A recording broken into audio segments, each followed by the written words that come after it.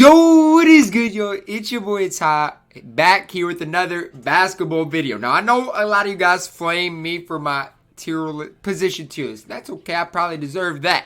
But today we're going to be going over, and I say we're because I'm with Nate here. We're going to be going over the NBA draft lottery and what we think each team, where we think each team will go with their specific draft pick. Now, we're obviously going to talk about, the trade options, this and that, especially for a team like the Warriors.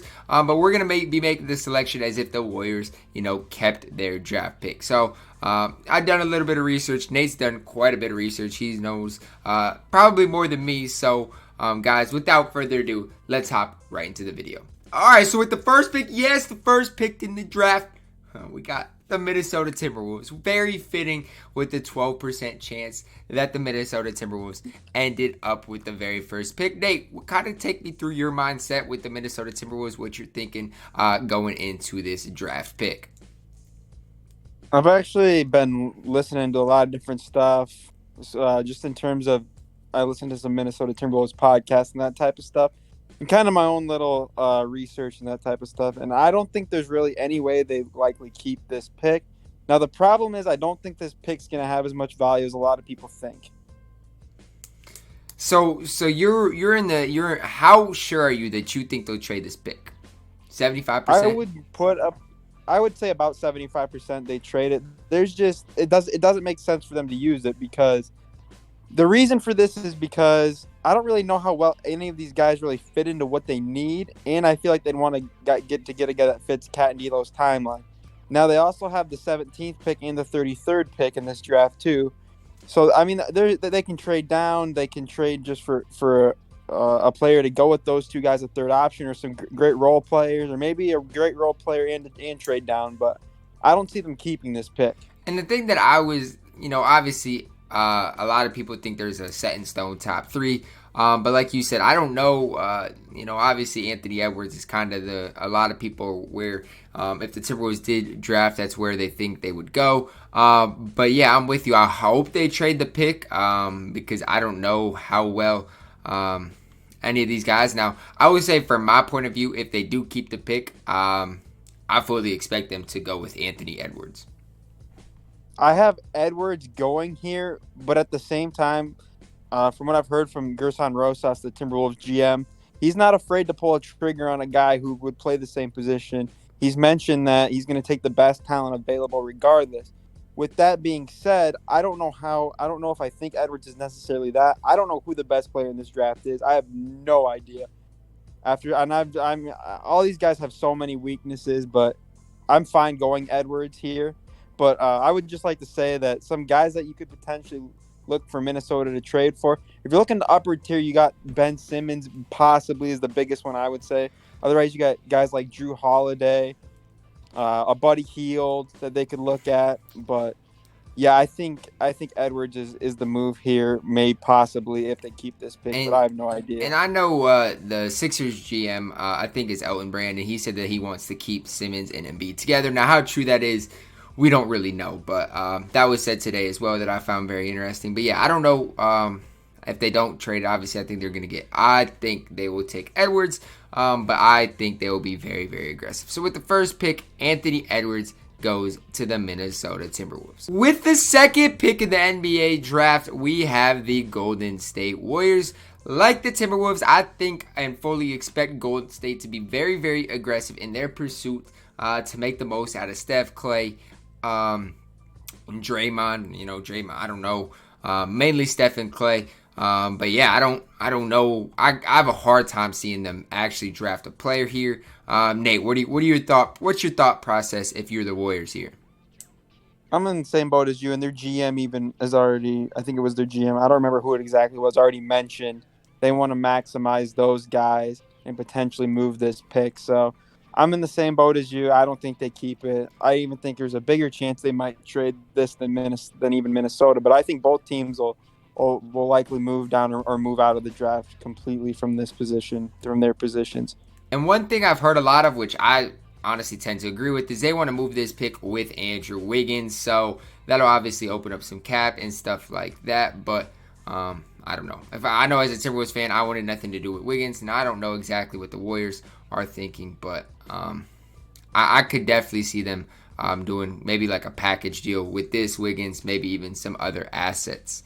I personally see them keeping Wiggins. That's just Really, I think they might. Yeah, I just I think they like Wiggins. look. I'm not gonna say anything, but from a Timberwolves fan or from a Timberwolves perspective, I know how I thought of him. But hey, if he works out with the Warriors, all respect to him. I obviously want him to have a good career still and everything like that. But with that all being said, if the Warriors do keep the second pick, I thought it was pretty well known where I thought they would go, but then did some research today, and a lot of people tend to disagree with me that if they kept this pick, they'd go somewhere else. So where are you thinking they would go if they do keep this pick, Nate? Well, to be honest, it's just like everyone else. I have no idea. I mean, this is the least clear-cut draft I've ever seen in my entire life. But I guess I guess I would probably just say Wiseman. I like a lot of other players, but it just seems to be the most obvious choice, and I just don't really want to overthink it. So I think Wiseman would be the easy choice here. A prolific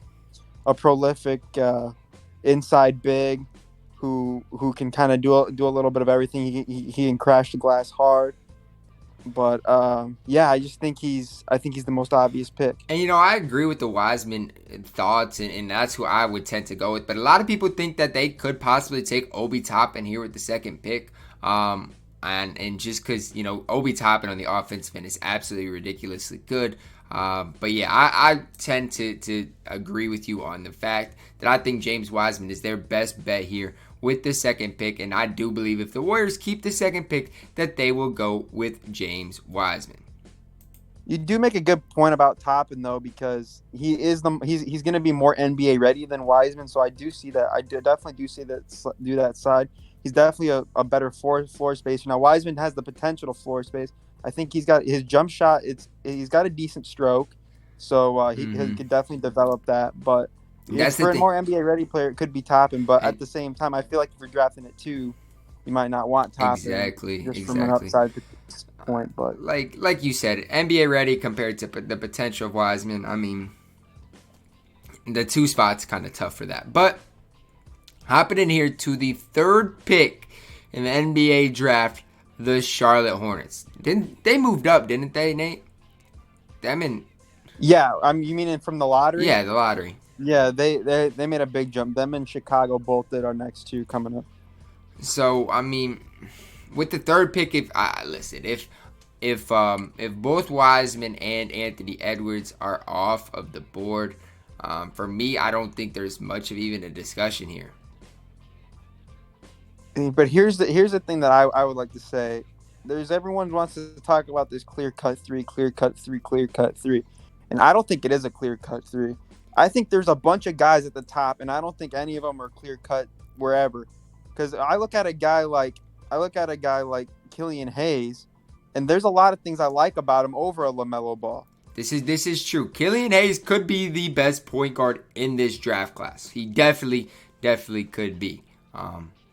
I mean, people knock him for his jump shot, but he's a good free throw shooter. He's a sneaky good athlete. He's a lot more efficient than LaMelo at this point of his career. Obviously, his usage rate isn't near as high, but I mean, I do have LaMelo ranked ahead of him, and I actually have LaMelo as my number one player in the draft. But with that being said, I have no idea if he actually is. Definitely, and it's just. To me, it's all just tough because, like you said, this is not a very good draft class as a whole. And even when I was looking, I don't think there's that much difference. Even when you get to the 7th, 8th pick compared to the 17th, 18th pick, I don't think there's that much of a difference through and through, which definitely makes it very, very difficult. Yeah, 100%. But I do think if I was in this position as of now. I mean, obviously, we got a long ways to go with the combine, and even the draft potentially being pushed back even farther with the news coming today. But I'm fine taking LaMelo Ball here. I think it's probably the right decision with who we have left.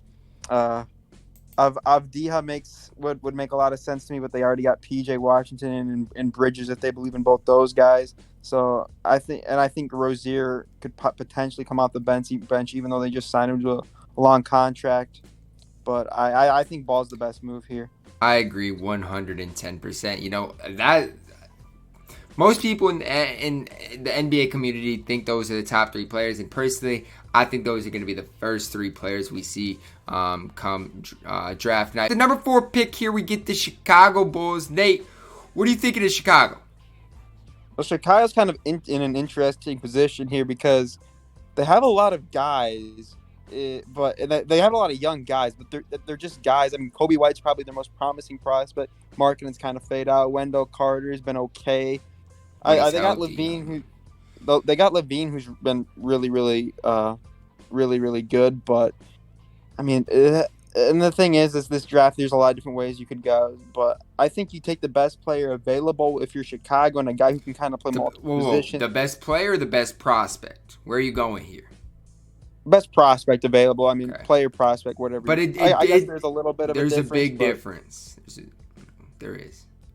But so I think you take I have Avdija. I just think the level of play, the guys he's playing against. I mean, I don't think the league he plays in gets enough credit. Or I mean, the league's a lot of foreign guys playing because it's a step above college. You got to realize that he's playing against former college All-Americans, former All-Conference players who've only developed since then, and he really turned it on at the end of the year.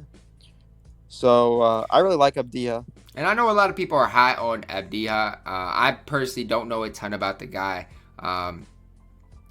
because I can't say I've watched a ton of him or a ton of film, so I don't know. But what I've heard, I've only heard good things about him and his upside. Now, for Chicago, obviously, they're a young team. They're probably not going to compete here for at least a few years. So I'm on the lines of, you got to take that best prospect. Not necessarily who's the best player overall in the draft, but who that best prospect is. And so Avdija, I think he would be a great fit for the Chicago Bulls. Going with the number 4 pick. Moving on to the 5th pick here, we do get the Cleveland Cavaliers. And I think they're kind of in the same boat as a Chicago team, in which, with me saying that, they just got a lot of guys. I feel like. Nate, where are you going if you're Cleveland? So Cleveland's actually a little bit more clear cut in terms of what they need, in my opinion, because you look. I'll tell you who my next prospect, highest prospect on my board right now is Killian Hayes. I don't think they can use Killian Hayes at all. I mean, they already got Garland and Sexton, and Hayes is not really a fit. Even I mean, because I'm fine drafting more guards, but I don't really think he fits in. I don't think he meshes well with those two. So when you look at Cleveland, I think they need a wing, and I think they need a defensive wing. Okay, so you're probably thinking of Okoro. Is that what you're thinking? Here's the thing: is I'm not as high on him as a lot of people, but this is where it gets tough. Because it's kind of weird because I don't really know if I have a prospect that really fits what they need. Okay, what do you think about a guy like Onyeka Okongwu? Too high? I like Okongwu, but they have Thompson and they have Drummond, and they have Larry Nance. So, and he's not necessarily a floor spacer.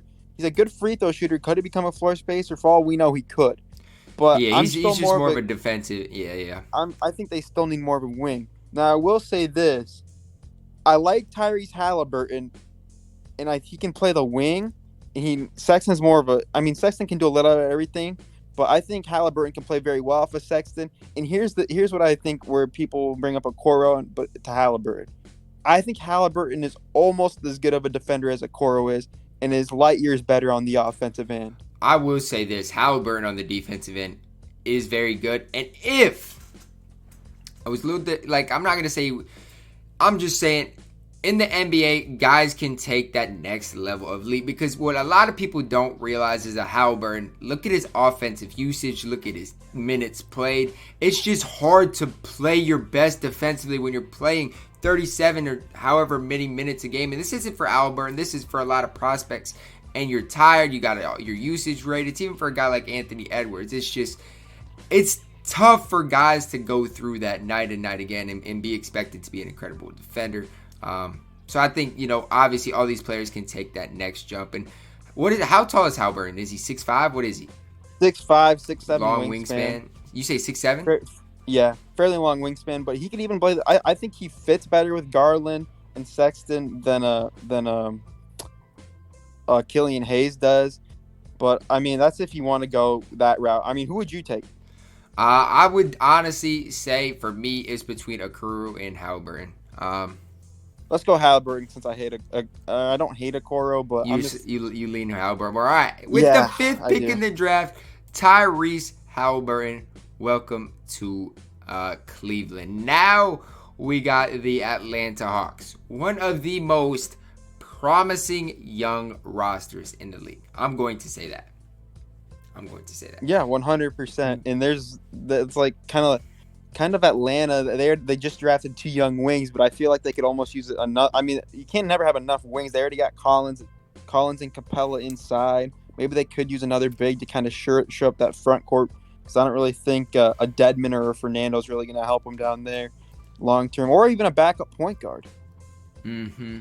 And here's with the Hawks, I would lean more to like a power forward type of player because they got the Hunters, they got the Reddishes of the world, and they got John Collins, but it's just they play small the majority of the time, which is kind of what the NBA is molding to. But I would at least lean forwards if I'm Atlanta. Although they do, like you said, have the Cam Reddish and DeAndre Hunter.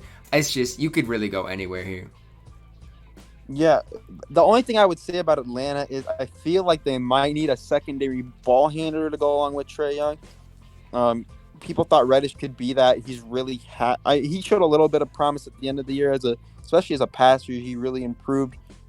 But I feel like they can maybe use another ball handler. They definitely could, but I also think Kevin Huerter is a decent enough ball handler as well to kind of help out in that type of a role if needed. His usage rate is up there as well. I don't know. I just think I've seen Huerter, before Jeff Teague was there, handle the ball quite a bit. So I'll tell you, I'm fine going Toppin, and I'm fine going Killian Hayes. Those are the 2 guys I would lean on. Maybe an Okongwu, but with Capella there now, I mean, he could be back up for Capella, I guess. See, that's where I think Okongwu actually makes a lot of sense. That's what I was going to say. I was leaning towards Okongwu. That's who I personally have in this position because I think he fits this roster pretty well. But his versatility to be able to switch pick and rolls is a premium. He's on the defensive perimeter end. It's defense. Tough, man. His tough. Perimeter defense is just like you got all these bigs who can block shots, but being able to have a guy that can switch on to guards. I mean, especially with the Atlanta guards who aren't necessarily great defenders, and Trae Young and Huerter, a guy who can kind of help out in the pick and roll would be nice. And Collins is a great rim protector, but he's kind of in the same boat where he's not great at defending the perimeter. So that's who I think I'm going to lean with. With the 6th pick in the draft lottery, the Hawks will select Onyeka Okongwu. The 7th pick here. Listen, this pick the roster does not matter at all. Throw the roster out the window for this team. The Detroit Pistons, man. Throw the roster out the window. Yeah, I think Detroit, I think they just got to take the best player available. And I think Detroit's kind of one of those teams that could look for maybe to try to land a star because they're in desperate need of getting kind of revamping their whole roster here and kind of turning the page. I mean, they do still have Blake Griffin on the roster. They might look to trade him. Look, Derrick Rose is getting old. They're just kind of in no man's land right now. I don't know about anything besides this that Christian Wood showed promise, man. That's about all I can say for the Detroit Pistons. Look, it's a mess over there. Who are your top? Go ahead. Tell me what you're kind of thinking here. I have a guy in mind who I think would be great for them. It's just this pick. This pick is tough. This pick is very tough. it's tough to say, Obi Toppin could go here because it's just I don't like his fit that much here in this position. Killian Hayes, I feel like would be okay. Going That's in who this I like. position. I like Hayes in this position. He's a point guard who can kind of do everything. It'd be a good place for him to develop. He's a smart player. He's a good free throw shooter, so I think he's going to be I think he's going to develop into a good 3-point shooter. I just think you take a shot on him, and you see what happens. Because I feel like what Okoro gives you, and even a guy like Devin Vassell, I like both those guys a lot. But I think for the Pistons specifically, I agree, man. I agree 100%. I like Killian Hayes here. So with the 7th pick, the Detroit Pistons will take Killian Hayes. The 8th pick here, the New York Knicks, man, they got to get some better guard play. The Knicks are another team that I think you could see move up in the drafts. I don't know who they're exactly going to be able to trade. They might have to move future assets, but yeah, I don't really know where they go here. Now you got to remember, with Tibbs as their coach, now they might go defensive minded, and they could definitely use some. They could definitely use some. They could definitely use some defending wings. And that's they got Randall, who's a bad defender, and they got RJ Barrett, who's not a good defender. Kevin Knox isn't a good defender. And that's where you look for a guy like Okoro. He's going to want to shut down the opposing team's best player, when they play everybody has their own star. The Bradley Beals, Devin Bookers of the world. Isaac Okoro is going to want to guard that best player and take up that challenge. So I could see him going here. Another guy I like, same thing, Devin Vassell. I think he's a very, very good player in his own right. Nate, what are you thinking here for the Knicks? Who would you take in this spot? Well, I don't know if the question is necessarily who I would take, because I would take Devin Vassell or Obi Toppin, just because I think he's the best player left, even though he's not necessarily the best fit. But I feel like a Okoro maybe. I think regardless of what I'm saying, I think specifically Tibbs related, man. And I like Isaac Okoro, but man, on the offensive, he's got to become a better shooter. But I still like Okoro in this spot. Yeah, me too. And he's not a great shooter yet, but he is a very, very good playmaker. Mm-hmm, definitely as a wing. So he's young. So yeah, that's fine. With the 8th pick, the New York Knicks will select Isaac Okoro. Then we get another interesting squad, and I will say this: if there's one team that I think, because the Wizards, they're gonna have Beal, they're gonna have John Wall coming back probably. They're gonna have some young talent. We saw some guys in the bubble play some big minutes, some young guys as well. What position are you leaning here, or are you looking for the best talent here, Nate? So with Washington, it kind of depends on what they want to do. And for me, I think I don't think they're ready to give up on them. They're guys. I think Beal's coming back. I don't think they're going to look to trade him. They're going to have John Wall back, and I think they're going to try to make another run at that. And with that being said, I think Obi Toppin would be a perfect fit for them. Kind of an older guy. You can slide him next to Hachimura as both of your wings possibly, or even have one of them come off the bench. You got Troy Brown in the mix as well. Just another guy to add as a forward type player. You could even play Toppin at center at times if you want to go small, because I don't think they really have a center who's necessarily the answer right now. I don't think Thomas Bryant is that answer. So I really like Toppin as an older prospect who can help out right away. And I don't disagree with you on that. I could also see them here leaning towards a guy like Vassell. I'm super high on Vassell, to be honest with you guys, but I don't think you can go wrong. I'm high on Vassell too. I don't think you can go wrong with Obi Toppin here at all. I mean, listen, you know what you're going to get out of him. He's I don't want to say he's a finished prospect, but he's a pretty polished prospect. Very, very good player as a whole. I think Obi Toppin here would be a good fit with the 9th pick in the draft. Hopping into the 10th pick here, the Phoenix Suns is a very interesting dynamic because they got Rubio, But you guys got to realize the Phoenix Suns played so good in the bubble. I have a hard time seeing them trade Devin Booker. I know there's been a lot of talk about that, but look, Devin Booker's a star, man. Yeah, he is, and he's not getting moved. I'll say that. I'll keep saying that he's not going to get moved right now. And Phoenix is an interesting. They're interesting to me because they've drafted Bridges, they drafted Cam Johnson, and right now, and they've both been very serviceable. And I think they can draft another player like that. Now, what I will say is if there's one spot on this Suns roster that I think is weaker than the other ones, I would say the power forward position could be something that they could look to improve.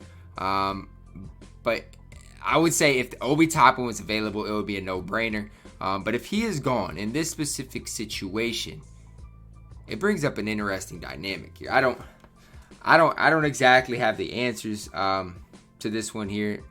Devin Vassell is probably who I would lean towards, but I don't know, man. What are you thinking?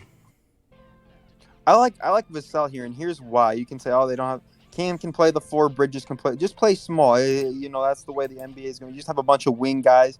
You already have Ayton on the inside. You let those wing guys develop. They can play power forward. You know, it's not like you have to have these. It's like you have to have a 6'10", 6'9" big brute power forward anymore. And another thing, I like Vassell. Another thing I will say is, you know, the Suns as a whole, I don't love their point guard situation at all. And that's something that they could look to get a backup point guard as well. But I think Vassell in this situation is too good to pass up on. Going with the number 10 overall pick. Hopping into the 11th pick here, we do get the San Antonio Spurs. And when looking at their depth chart, I hate the makeup of this Spurs roster as a whole. You know, they just added Lonnie Walker, but what are you thinking if you're the Spurs here, Nate? Yeah, San Antonio is kind of a weird team because I feel like they're still going to be trying to win now. They got two good young point guards, so that's not necessarily a position of need. They got just a lot of they got like a lot of guys, like even the younger guys. Keldon Johnson, he was really, really good in the G League this year and proved he could play in the NBA when he got a few minutes in the NBA. And then Lonnie Walker in the same boat. I think if there's one place you got to look, I think it's a big, whether it be center or power forward, all just getting up there in age. Rudy Gay's getting up there in age. Trey Lyles, Jakob Poeltl, at best. So I think you look there. Yeah, and you know, the thing for me is, you know, their center, or, you know, the big positions is just super, super, super weak as a whole. And so, you know, I would lean there, you know, where they go here. They could go. That's what I'm having trouble with. They could go a lot of different places. They definitely could. I can't even find. The problem. Go ahead. The problem for me right now is I don't have a big on my big board in a long, long time.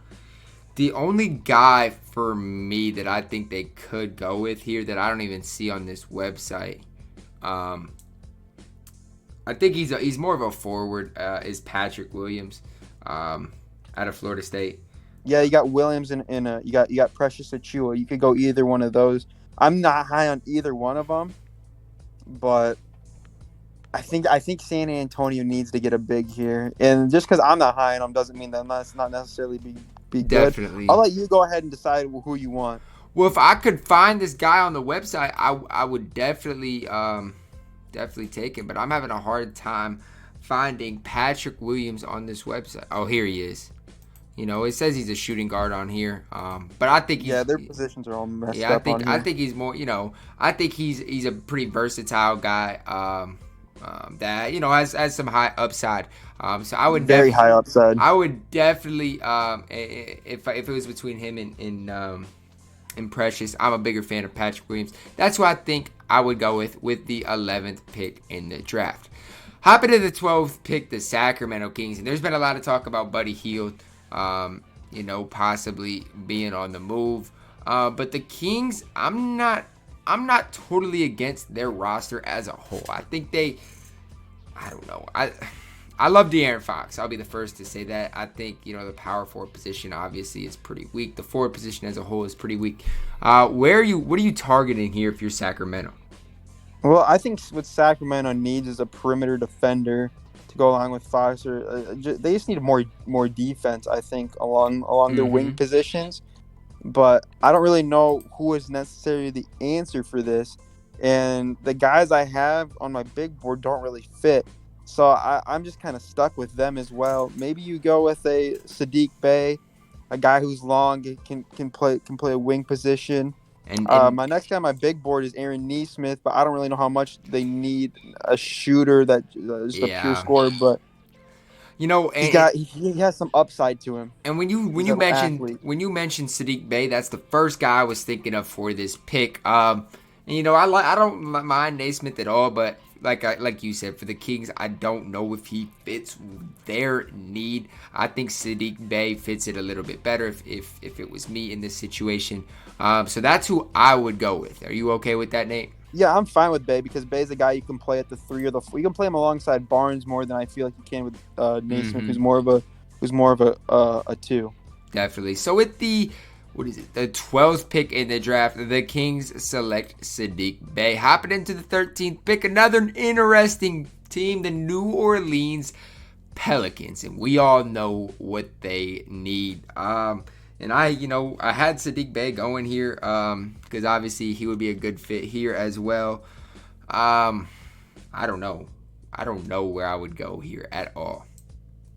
Actually, this one, I think Nesmith's a good option for New Orleans here. Redick's getting old. I mean, just to go along with Lonzo, I feel like you could use just a shooter.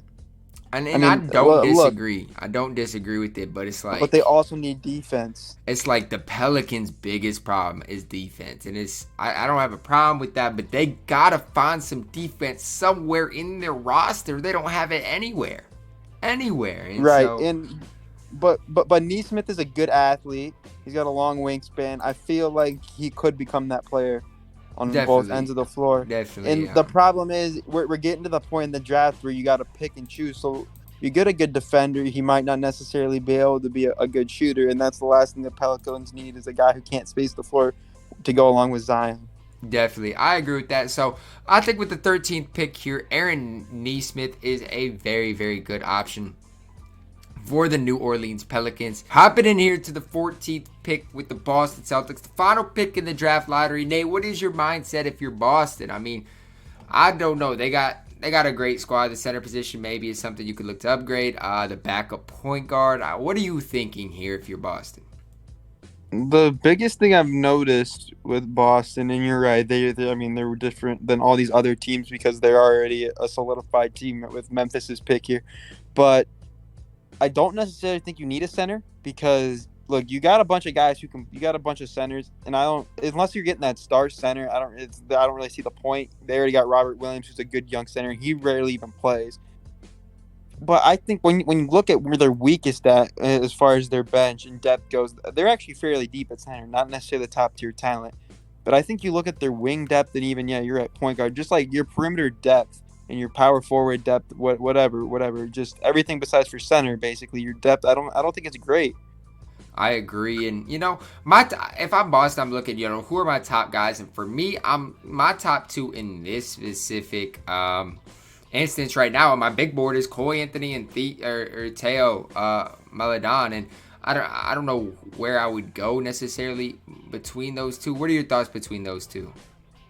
So you're right. I mean, that's weird because I have those two as my top 2 guys on my board left.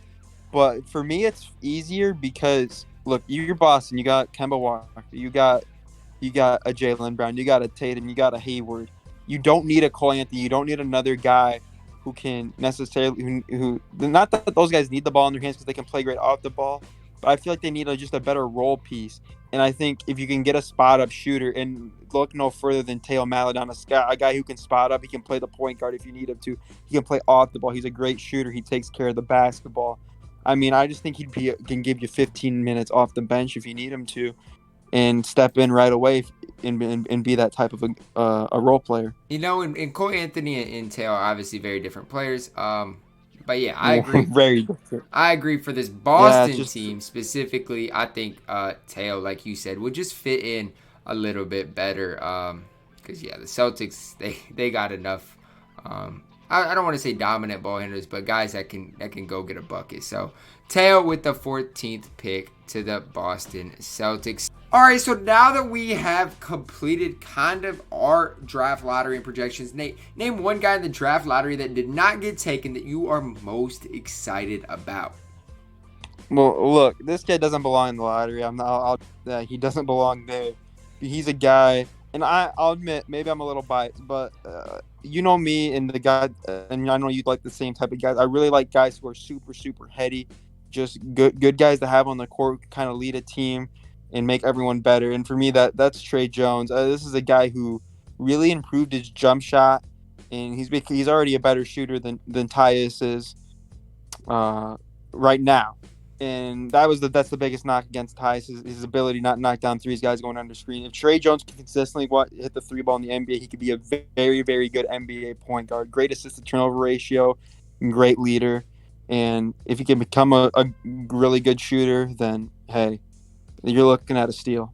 You know, I do like Trey Jones a lot. I truly do.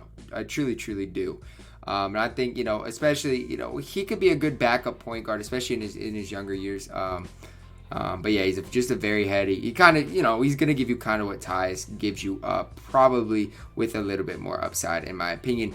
If there was one player for me that I'm obviously high on, it is Jalen Smith. And here's why I say this. I don't have the stats, but off the top of my head, I think he shot anywhere from 35 to 36% from three, blocked about 2 shots a game, averaged about 19 points, 10 rebounds for a very good Maryland team. A very good Maryland team. Look, the NBA is becoming a three-point kind of league.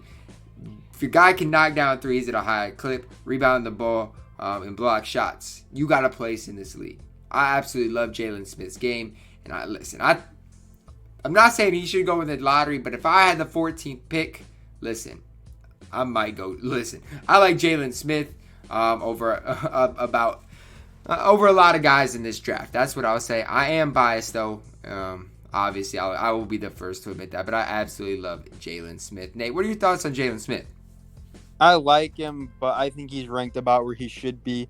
I don't see him being any more than a good role player because of his flaws defensively. I mean, his ability to defend pick and rolls is going to be, and if you play him at center, and if you play him at power forward and he has to defend the perimeter, that's even worse. I mean, but he's athletic too. He's got offensive upside. I'm not saying he's a good defender. I'm not saying that, but I'm just saying his athleticism is. That's why I said he'd be a good role player. I'm gonna say this: if he's there at the number 17 pick and the Timberwolves don't take him, I'm going to be very, very, very upset. Anyways, that's going to wrap it up for the video today, guys. I hope you guys did enjoy. Drop a like on the video, subscribe if you are new, comment which of these players are you guys most excited about. As always, man, I love y'all and have a blessed day.